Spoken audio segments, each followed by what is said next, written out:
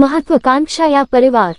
झमाझम बारिश के बीच ऊंची इमारत में खिड़की के बाहर देखते हुए अर्चना गरम गरम कॉफी की चुस्कियां ले रही थी कि अचानक उसकी नजर नीचे रास्ते पर जाते हुए एक पति पत्नी और उसके लगभग 2 साल के बच्चे पर पड़ी।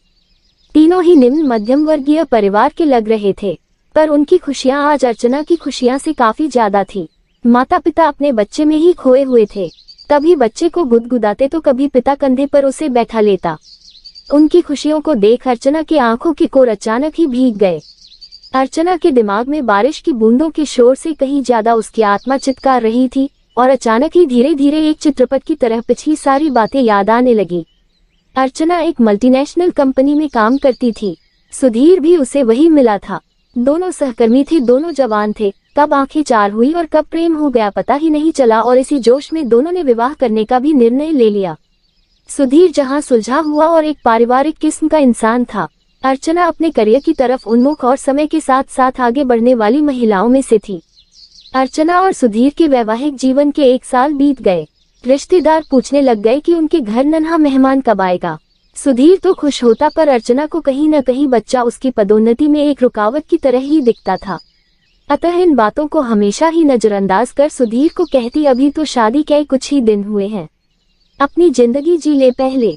धीरे धीरे समय बीतता गया, शादी के 5 साल बीत गए, पर जब जब सुधीर अर्चना से बच्चे की बात करता, अर्चना हमेशा की तरह नजरअंदाज कर देते और को ना कोई बहाना बना देती।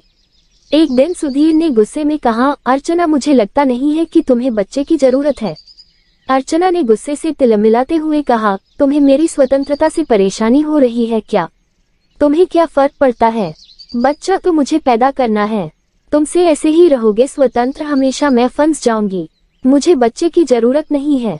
सुधीर ने गुस्से में कहा, अर्चना बच्चा कोई बंधन नहीं होता है, वो हमारी ही अगली पीढ़ी होती है। किसने कहा है कि तुम्हें अकेले बच्चा पालना है? मैं हूं ना तुम्हारे साथ। भगवान की मंशा होती है, चीजें रुकती और सुधीर और अर्चना के जीवन में चेरी नाम की एक सुंदर सी परी आई। उसका शरीर रुई के फाहे की तरह नर्म था और मोटी मोटी आंखें मानो सबसे बात करना चाहती थी। चेरी के जन्म लेने के बाद से ही अर्चना ने घर से ही अपने काम को करना शुरू कर दिया। वो घर पर भी अपने काम में इतनी मसरूफ रहती कि चेरी को उसकी नौकरानी ही ज्यादातर संभालती थी। धीरे धीरे 3 महीने बीत गए। अब अर्चना को घर पर रहना दूभर लगने लगा।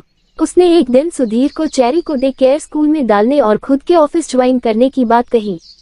सुधीर ने ठंड के मौसम का हवाला देकर उसे ऑफिस ज्वाइन नहीं करने की बात कही, पर अर्चना नहीं मानी। उसने चेरी को डे केयर स्कूल में डाल दिया और खुद ऑफिस ज्वाइन कर लिया। पहली ठंड बच्चों को और बूढ़ों को बहुत परेशान करती है। चेरी भी ठंड सह नहीं पाए और उसे निमोनिया हो गया। अर्चना ने महंगे से महंगे अस्पताल में दाखिल करवाया, पर चेरी बच न सकी। सुधीर से अलग हुए अर्चना के 7 साल बीत चुके।